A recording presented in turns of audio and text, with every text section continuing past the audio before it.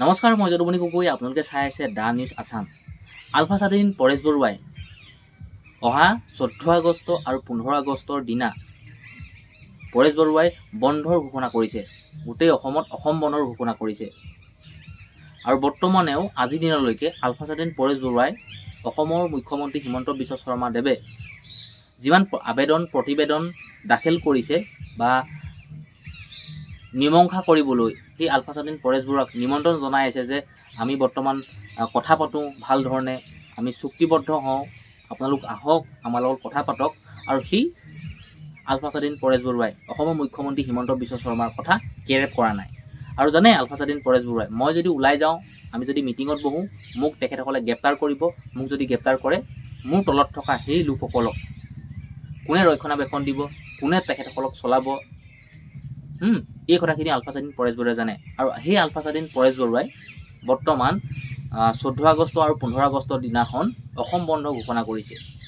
আৰু আলফা স্বাধীন পৰেশ বৰুৱাই কি বুলিনো ভাবি তেখেতে বন্ধ ঘোষণা কৰিছে মই কিন্তু নাজানো, কিন্তু নিশ্চয় কিবা যুক্তি আছে এই অসম বন্ধত।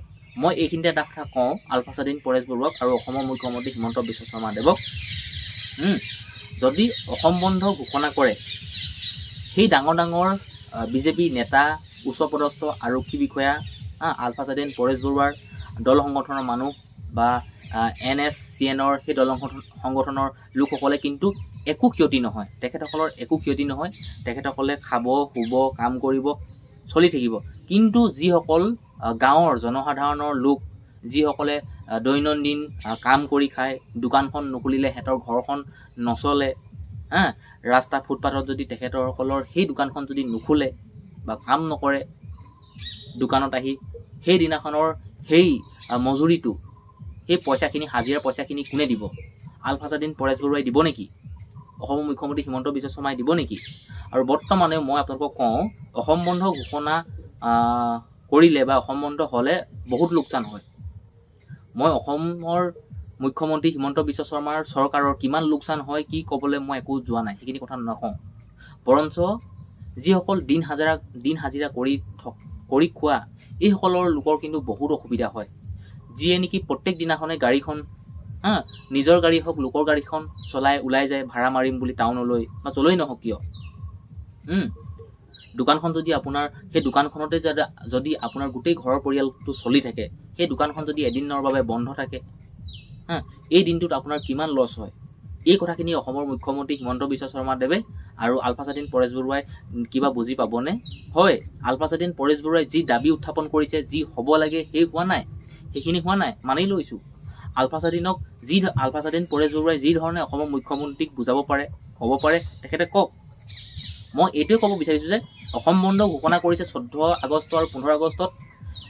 মই বেয়া হৈছে বুলিয়ে নকওঁ, ভাল হৈছে বুলিয়ে নকওঁ। যদি তেখেতে বিচাৰিছে, যদি হ'ব লাগে হওক।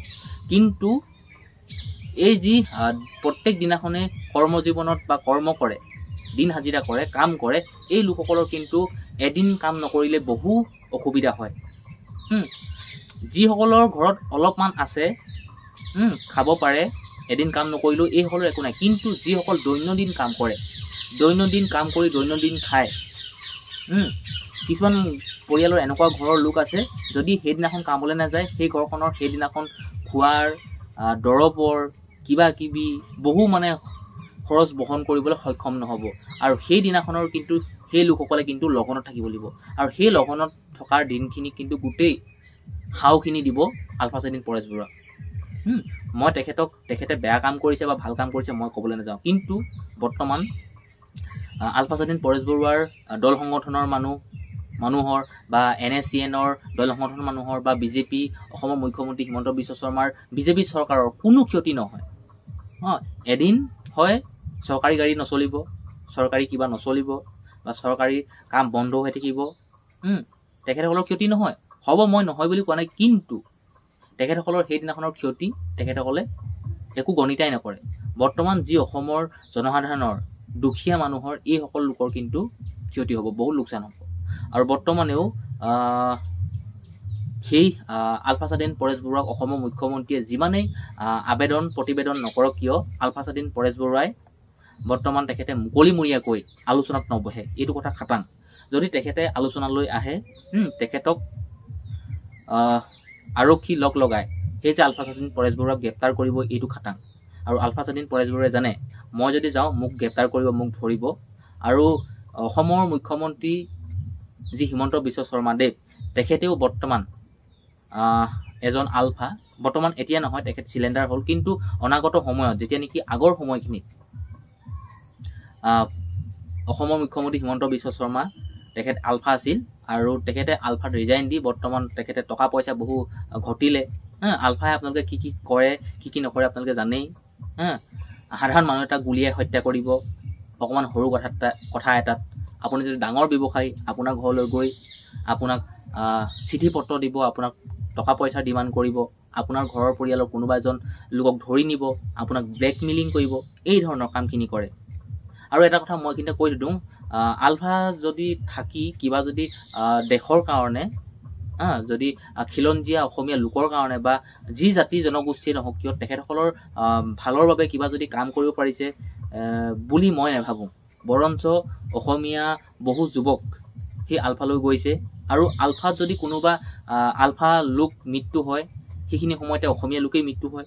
যদি কোনোবা আৰক্ষী লোকো মৃত্যু হয় কিন্তু অসমীয়াই লোকেই মৃত্যু হয়। আৰু বৰঞ্চ এই ধৰণে হ'ব লাগে কিয় হ'ব লাগে, যদি আলফাত জইন হৈ বা আলফাত কাম কৰি অসমৰ জনসাধাৰণৰ বাবে অসমৰ কাৰণে যদি একো কৰিবই নোৱাৰে আলফাত গৈনো কি লাভ। তেতিয়াহ'লে ডিফেন্সত যাব লাগে, পুলিচত জইন হ'ব লাগে, CRP আৰ্মি কামাণ্ডোত জইন হ'ব লাগে, দেশৰ কাৰণে কৰিব লাগে। মই এইখিনিতে নকওঁ বেয়া কাম কৰিছে বুলি মই ক'বলৈ যোৱা নাই, কিন্তু যদি একো লাভেই নাই আলফাত থাকি কি লাভ। মই ইমানখিনি নাজানো কিয় আলফাত গৈছে বা আলফাতনো বৰ্তমান আলফা স্বাধীন পৰেশ বৰুৱাই কিয়নো তেখেতে কিছু ক্ষেত্ৰত মাত মাতে কিছু ক্ষেত্ৰত মাত নামাতে, ইমানখিনি ক'বলৈ নাযাওঁ, মই ইমান অভিজ্ঞও নহয়। কিন্তু মই এইখিনিকে কওঁ যে যদি আলফা স্বাধীন পৰেশ বৰুৱাই বা NACN সেই দল সংগঠনে 14 আৰু 15 আগষ্টত যদি বন্ধ দিছে, মই পুনৰ কওঁ তেখেতসকলৰ একো ক্ষয় ক্ষতি নহয় বা তেখেতসকলৰ একো হানি বিঘিনি নহয়। যি দুখীয়া জনসাধাৰণ প্ৰত্যেক দিনাখনে কৰ্মৰত কৰি খায়, দোকান খোলে, গাড়ী চলায়, কাম কৰে, এইসকলৰ কিন্তু মানুহৰ বহু অসুবিধাত পৰিব। আৰু সেইদিনাখন যিদিনাখন সিহঁতে খাব নোৱাৰিব বা সেইদিনাখনৰ ভাত মুঠিৰ কাৰণে তেখেতসকলে যোগাৰ কৰিব নোৱাৰিব, গোটেই যিমানখিনি হাও দিব সেই হাওখিনি কিন্তু আলফা স্বাধীন পৰেশ বৰুৱাৰ গাতেই লাগিব।